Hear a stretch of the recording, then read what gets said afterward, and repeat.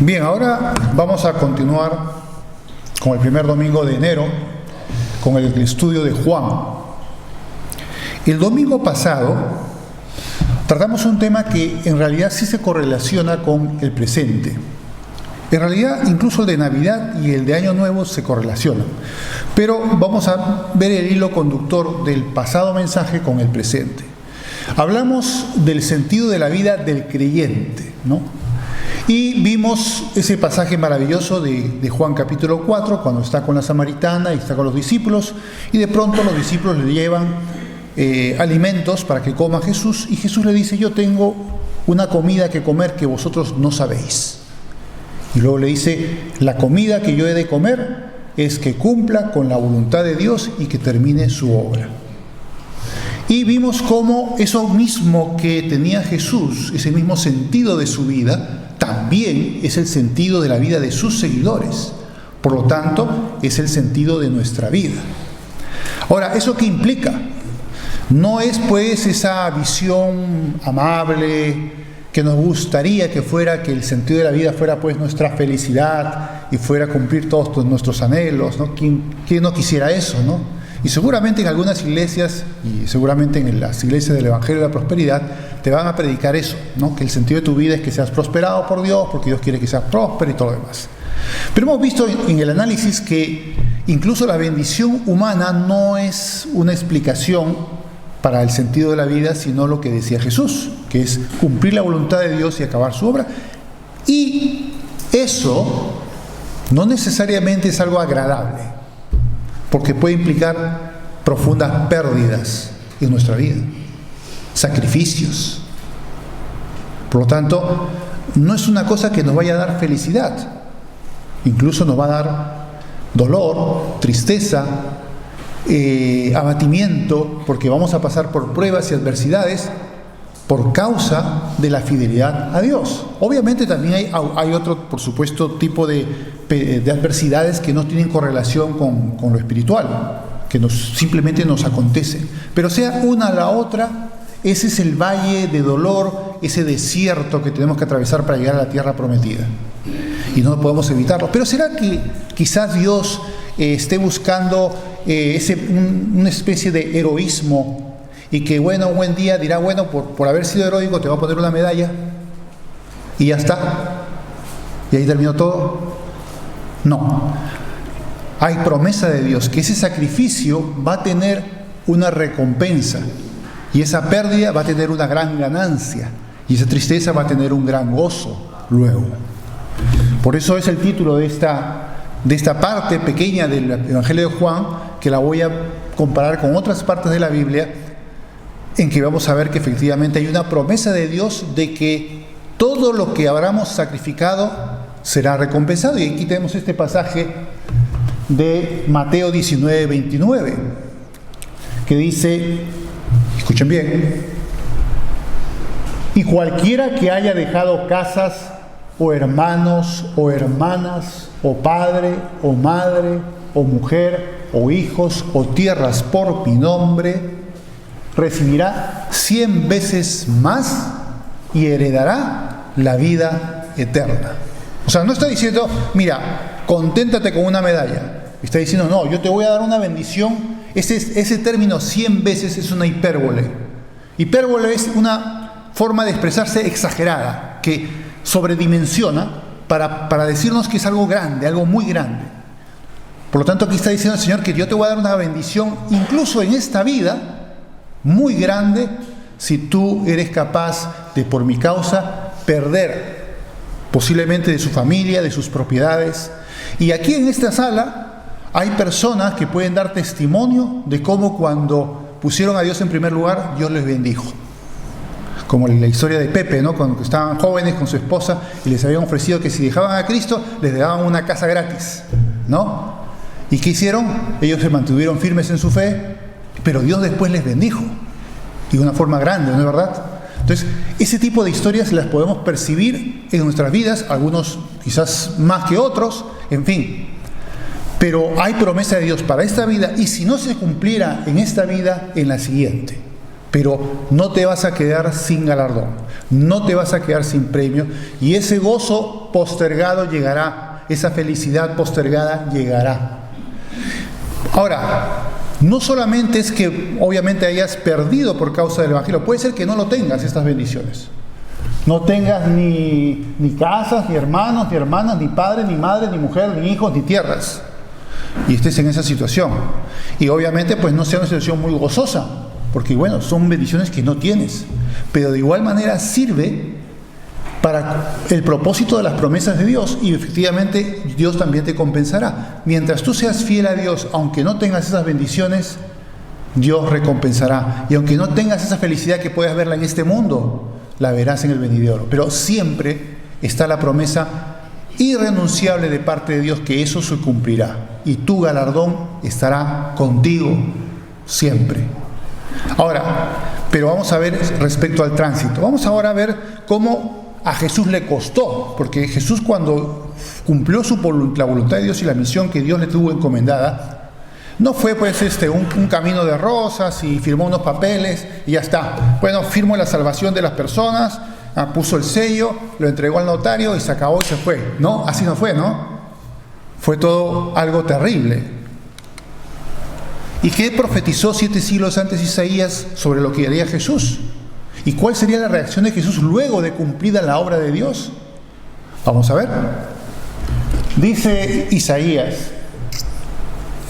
con todo eso, obviamente el relato es más amplio, Jehová quiso quebrantarlo. Fíjense que el quebrantamiento estaba dentro de la voluntad de Dios. Incluso tu quebrantamiento, tu adversidad también está dentro de la voluntad de Dios. Ojo. Sujetándolo a padecimiento. Iba a cumplir una misión. Cuando haya puesto su vida en expiación por el pecado, verá linaje, vivirá por largos días, y la voluntad de Jehová será en su mano prosperada. Y fíjense lo que dice en amarillo: verá el fruto de la aflicción de su alma y quedará satisfecho. Interesante, ¿no? Verá el fruto de la aflicción de su alma y quedará satisfecho. Igual te va a pasar a ti. Cuando veas el fruto de la aflicción de tu alma, quedarás satisfecho. Todo lo que Dios haya preparado para ti y que implique un sacrificio de tu parte, implique pérdida o implique simplemente no tener ciertas bendiciones, pero Dios recompensará. Eso no va a fallar. Dice: por su conocimiento que hizo pues Jesús, justificará a mi siervo justo a muchos y llevará las iniquidades de ellos. Por tanto, yo le daré parte con los grandes y con los fuertes repartirá despojos, por cuanto derramó su vida hasta la muerte y fue contado con los pecadores, habiendo él llevado el pecado de muchos y orado por los transgresores. Y todo eso lo hizo el Señor, y cuando vio el fruto, tuvo satisfacción.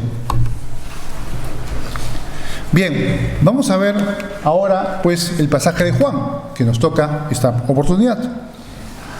Son unos pocos versos, vamos a verlo en 2 partes. Esta primera parte de Juan 16 al 20, que dice así: todavía un poco y no me veréis, y de nuevo un poco y me veréis. Y se escucharon eso y dijeron: ¿qué está diciendo el Señor? Un poco y me veré, no me veréis, luego me veréis.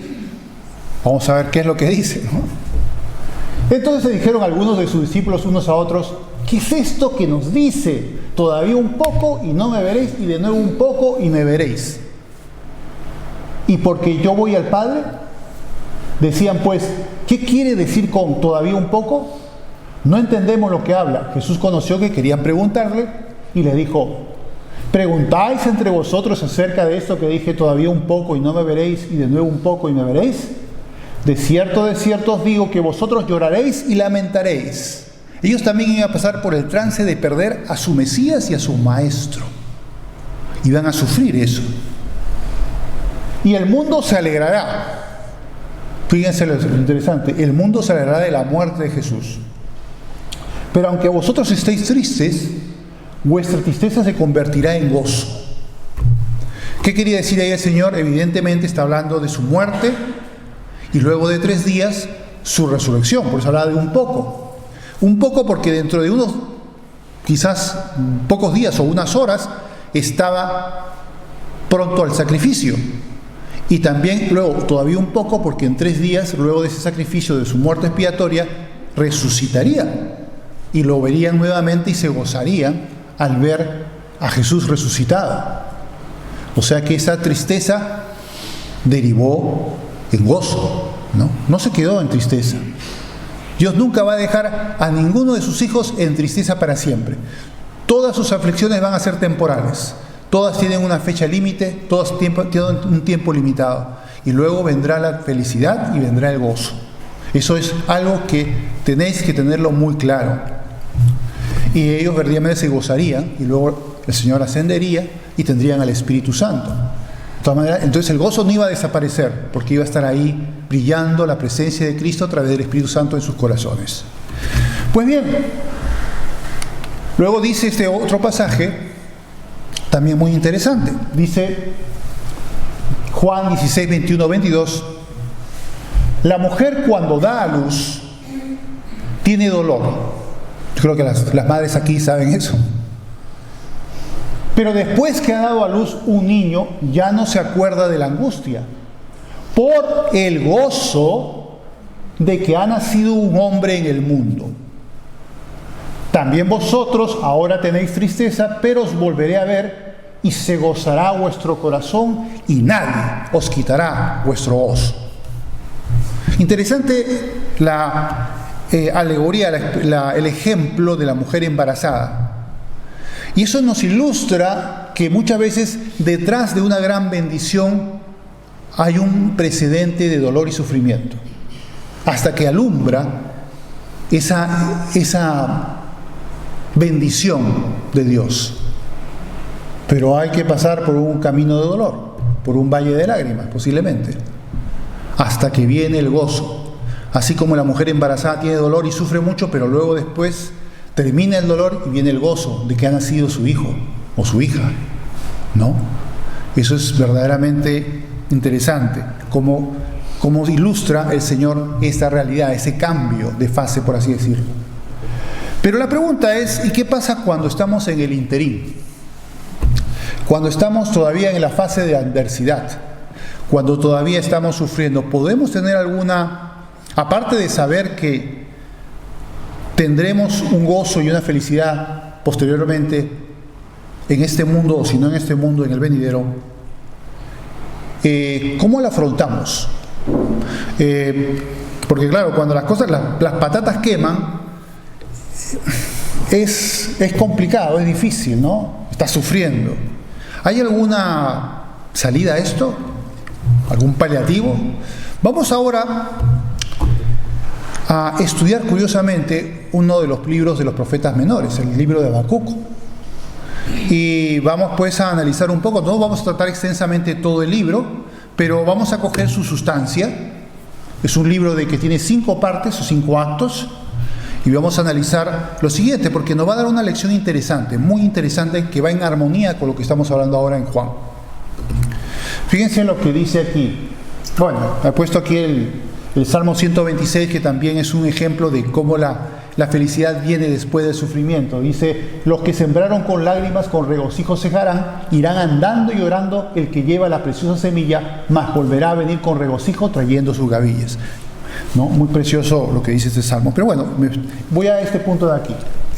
Vamos a empezar con el final. O sea, es curioso, ¿no? No voy a empezar por el principio, sino con el final.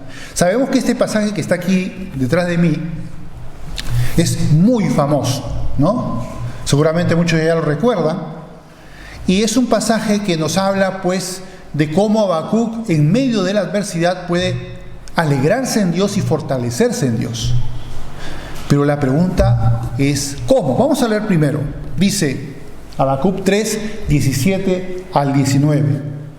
Aunque la higuera no florezca, ni en las vides haya frutos, aunque falte el producto del olivo y los labradores no den mantenimiento, y las ovejas sean quitadas de la majada y no haya vacas en los corrales, con todo yo me alegraré en Jehová y me gozaré en el Dios de mi salvación. Jehová el Señor es mi fortaleza, el cual hace mis pies como de ciervas y en mis alturas me hace andar.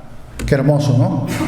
Pero claro, uno se hace la pregunta, sí, muy hermoso, pero ¿de dónde sacó Habacuc esa actitud? ¿Acaso yo cuando estoy pasando la adversidad tengo la misma actitud de Habacuc? Porque es verdad, Habacuc está ahí, podemos citar la cita, pero yo puedo de pronto, simplemente por citar a Habacuc en la parte final, recoger esa misma alegría y esa fortaleza en el Señor. ¿O hay algo que hay que aprender aquí de esta historia de Habacuc que nos señala qué podemos hacer o tener para poder sobrellevar la adversidad? Vamos ahora, hemos visto el final, ahora vamos a ver cómo empieza. No empieza nada alegre Habacuc, es que no empieza feliz y contento y fortalecido en el Señor, no, así no empieza. Empieza Habacuc el libro con una queja muy amarga.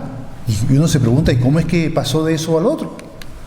Fíjense que cómo se queja Habacuc. Solamente vamos a ver unas pinceladas del libro, no vamos a ver todo el libro, evidentemente. Aunque es un libro cortito, pero igual no se podría ver. Bien, dice Habacuc 1, 2, 4. ¿Hasta cuándo, oh Jehová, clamaré y no oirás, y daré voces a ti a causa de la violencia y no salvarás? Porque me haces ver iniquidad y haces que vea molestia.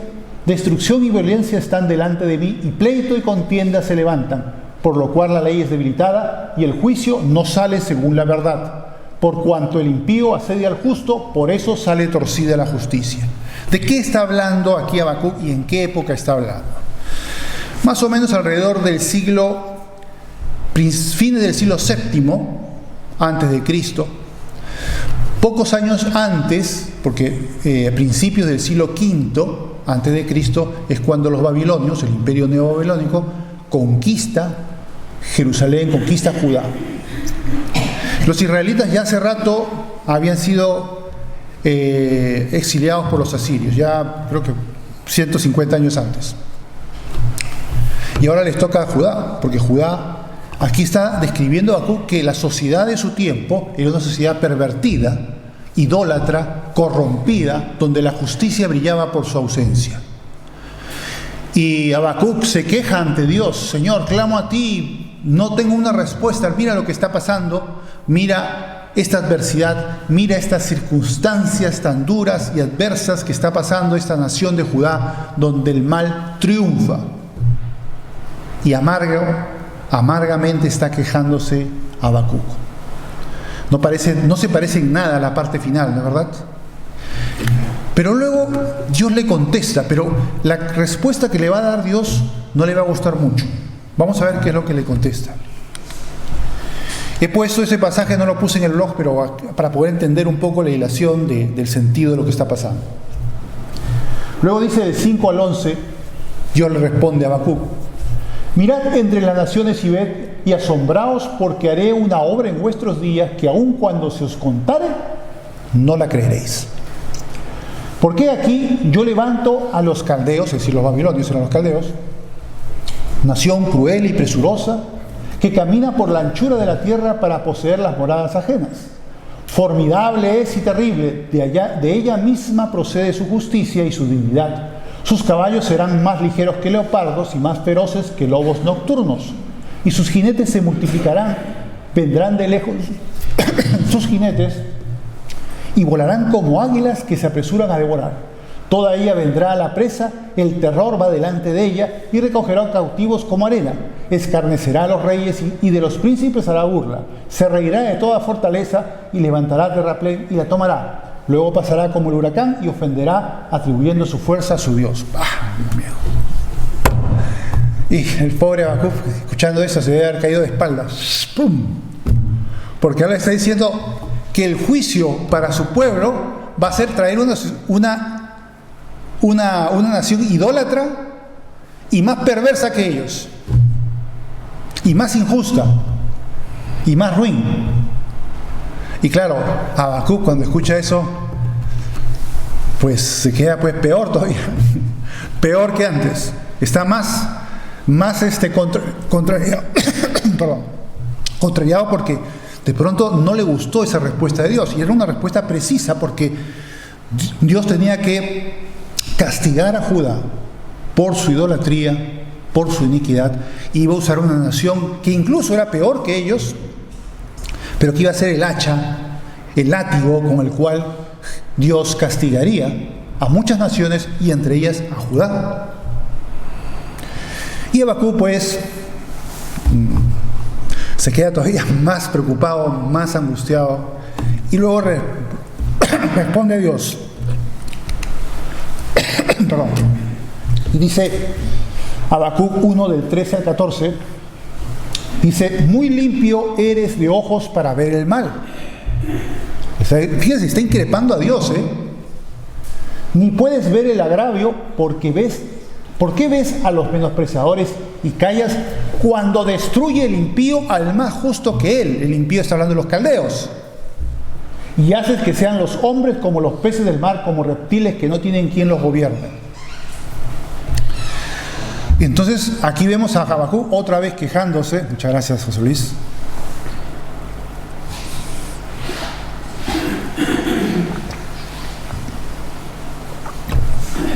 Vemos pues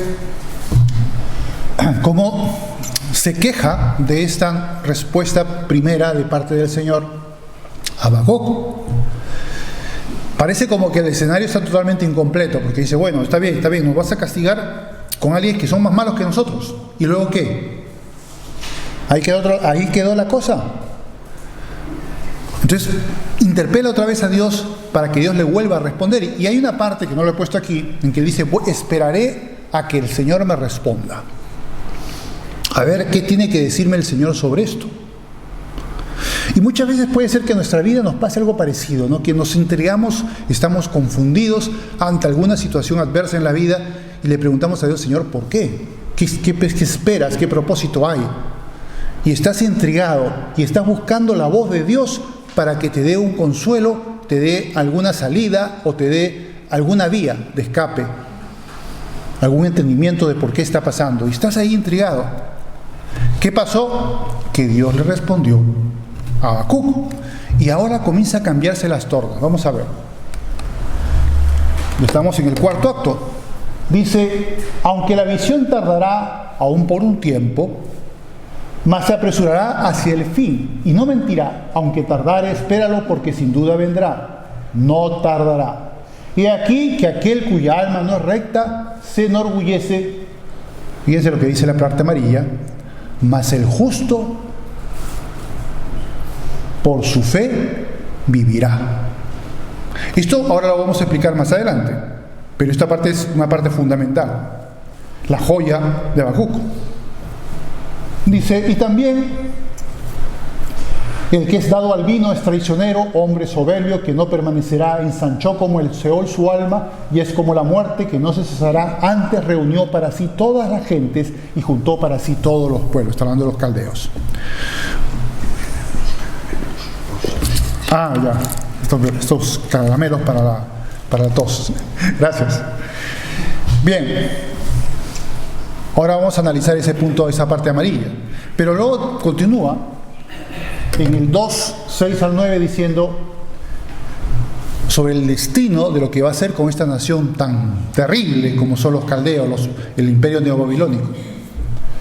¿No ha de levantar todos estos refranes sobre él y sarcasmos contra él? Dirán: ay del que multiplicó lo que no era suyo. ¿Hasta cuándo había de acumular sobre sí prenda tras prenda? ¿No se levantarán de repente tus deudores y se despertarán los que te harán temblar y serás despojo para ellos? Por cuanto tú has despojado a muchas naciones, y de hecho así fue, los babilonios en su imperio hicieron un desmadre tremendo, conquistando un montón de naciones, destruyendo, y a Judá le tocó, y ahí fue donde se destruyó no solamente Jerusalén, sino la muralla, y el templo de Jerusalén fue hecho trizas. Todos los otros pueblos te despojarán a causa de la sangre de los hombres y de los robos de la tierra, de las ciudades y de todos los que habitan en ellas. Ay del que codicia injusta ganancia para su casa, para poner en alto su nido, para escaparse del poder del mal. Y luego sigue algunas cosas más diciendo, que no vamos a poner porque para no extendernos demasiado. Pero en esta segunda respuesta como que Habacuc ya haya un alivio porque dice: sí, Dios va a castigar a esta nación cruel, que sirvió de castigo para Judá. Judá merecía el castigo, pero también castigará al castigador, ¿no? Que es Babilonia. Y así fue. Y ese fue el propósito que reveló Dios a Habacuc. Pero, ¿qué es lo que hace que cambie? Porque a partir de ese momento, creo que ya no está la parte, la parte final, donde hace una oración muy hermosa y termina con lo que vimos anteriormente, ¿no? Termina con estas palabras. Con eso termina, ¿no? Y es precioso. Entonces ahí vemos el cambio de Habacuc. De pronto, del quejica, que está clamando a Dios y quejándose a Dios de por qué permite que esté pasando las cosas que están pasando, termina con esto, con un gozo. ¿Qué es lo que cambió? Que Dios le habló. Pero, ¿cómo recibimos la palabra de Dios? Hay algo, una palabrita de 2 letras. Y está justamente en esta parte que quiero poner aquí. Cuando dijo esto, fíjense, cuando dice, he aquí el cuya alma no es recta, se enorgullece. Ese no va a mirar a Dios porque está pensando en sí mismo y en lo bueno que es, ¿no? Pero dice, mas el justo por la fe vivirá. Ahora bien, esta expresión tiene 2 acepciones.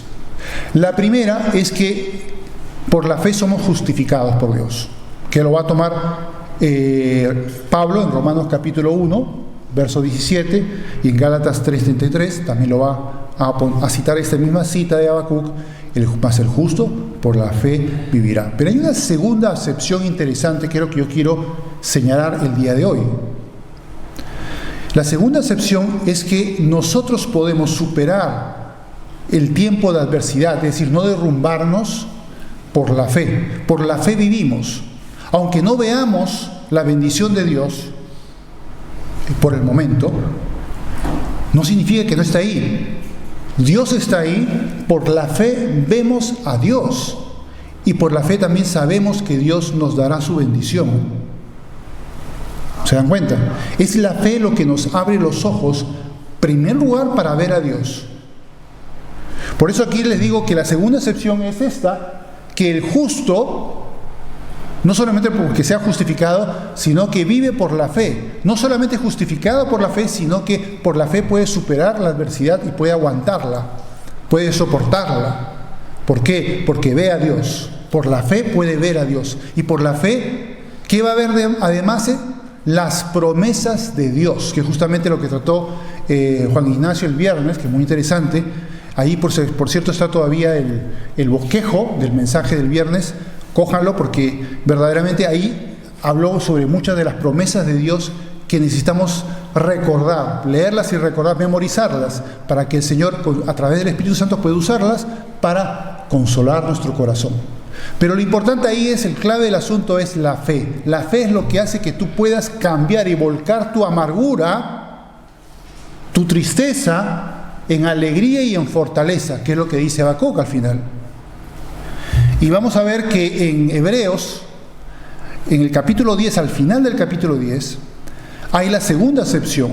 Si bien Pablo había hablado sobre la primera acepción, que es justificado por la fe, la segunda acepción la trata el autor de Hebreos, que es esta. Fíjense lo que dice. Hebreos 10, 37 y 39. Porque aún poquito, y el que ha de venir, vendrá, y no tardará. Fíjense cómo habla aquí, mas el justo vivirá por fe. Y si retrocediere, no agradará a mi alma. Pero luego, diciendo de los hebreos, le dice, pero nosotros no somos de los que retroceden para perdición, sino de los que tienen fe para preservación del alma. ¿Ven cómo la acepción es diferente aquí? No está hablando de la justificación, está hablando de que el justo por su fe vivirá, por su fe se mantendrá, por su fe se sostendrá, aun cuando las patatas quemen, aun cuando el fuego de la prueba esté presente, aun cuando la aflicción y la adversidad estén en su apogeo. Aún así, él puede soportar, puede vivir, porque por la fe vive. Por la fe ve a Dios, por la fe ve a las promesas de Dios. Y ese le sustenta, y ese le cambia el chip, le cambia el foco de su mente para que pueda, en medio de la adversidad, como decía Habacuc, aunque todo esté hasta las patas o patas arriba, yo me gozaré, me alegraré y me fortaleceré en el Señor. ¿No? Y eso mismo necesitamos nosotros. Ahora, ¿y cómo lo sacamos? ¿Qué es lo que le pasó a Habacuc? Que Habacuc escuchó la palabra de Dios. La palabra de Dios, la respuesta de Dios llegó a Habacuc y eso lo fortaleció. ¿No habéis experimentado en vuestras vidas cuando a veces Dios te habla? No digo todos los días, cada mes, no lo sé. En algunas oportunidades de tu vida, a veces sientes que efectivamente Dios te habla, y muchas veces te habla no por una voz celestial o una luz, sino a través de la Biblia, porque ahí tenemos la palabra de Dios. Habacuc tenía el Tanaj, o lo que habría de la Tanaj entonces, y la Torá. Pero nosotros tenemos la Biblia completa, el Antiguo y el Nuevo Testamento, y tenemos las preciosas promesas de Dios en la Biblia. Por lo tanto, necesitamos leerla no solamente para tener un conocimiento intelectual, sino para también creer las promesas de Dios y practicar la palabra de Dios. No solamente oírla o leerla, hay que creerla y hay que también practicarla. Eso es importante. Entonces así vamos a verdaderamente poder hacer ese vuelco. Necesitamos oír a Dios, necesitamos que Él nos hable. Y si tú estás deseoso que te hable, pídele a Dios que te hable.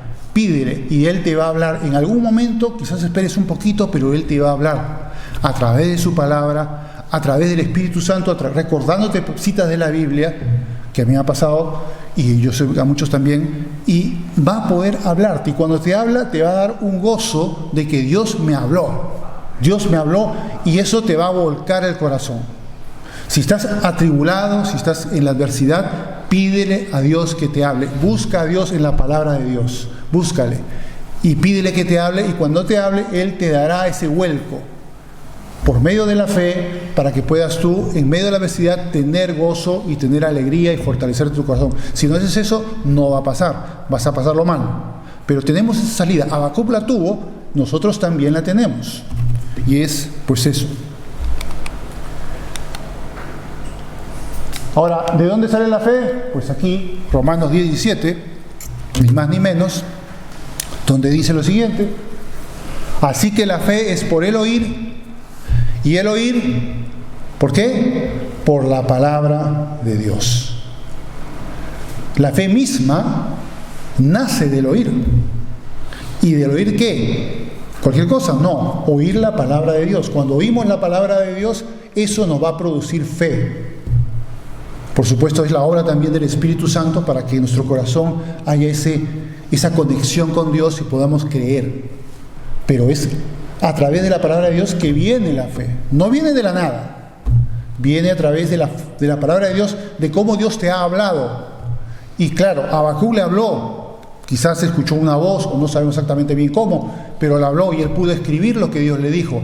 Pero nosotros tenemos ya escrita en la palabra de Dios lo que Él nos dice, y por lo tanto la forma en que Él puede consolarnos y hacer que nuestra tristeza, nuestra amargura deriven en alegría y fortaleza en el Espíritu Santo. Oremos. Padre Santo, te damos las gracias, oh Dios, porque tú eres un Dios de amor, de misericordia, y que si bien permites que pasemos por adversidades, y también nos pides, Señor, que te pongamos en primer lugar, y que eso implique un sacrificio, Señor, de pérdida, de bendición, de tristeza muchas veces, de amargura. Pero, Señor, sabemos que según tus promesas, tú, Señor, nos darás un galardón y multiplicarás, Señor, la bendición perdida, la bendición no tenida, y darás algo mucho mayor. Con creces nos ayudarás y bendecirás, Señor, de una manera que no podemos ahora ni siquiera imaginar. Te damos las gracias por eso y te pedimos, oh Dios, que podamos escuchar tu voz a través de tu palabra para poder ser, Señor, animados en nuestro corazón, y que nuestro espíritu pueda, como Habacuc, alegrarse y fortalecerse en ti porque ha escuchado tu voz. Te pedimos, oh Dios, que tú nos ayudes, pues, en la fe a mirarte a ti, a mirar tus promesas, a conocerlas, a guardarlas en nuestro corazón y a poder permitir que el Espíritu Santo pueda usarlas para que puedan, Señor, ser recitadas en nuestra mente por el Espíritu Santo para poder fortalecernos, poder quitarnos la amargura y poder darnos la alegría y el gozo que tú quieres en el Espíritu Santo. Te pedimos todo esto, Dios, en el precioso nombre de Jesús. Amén. Amén.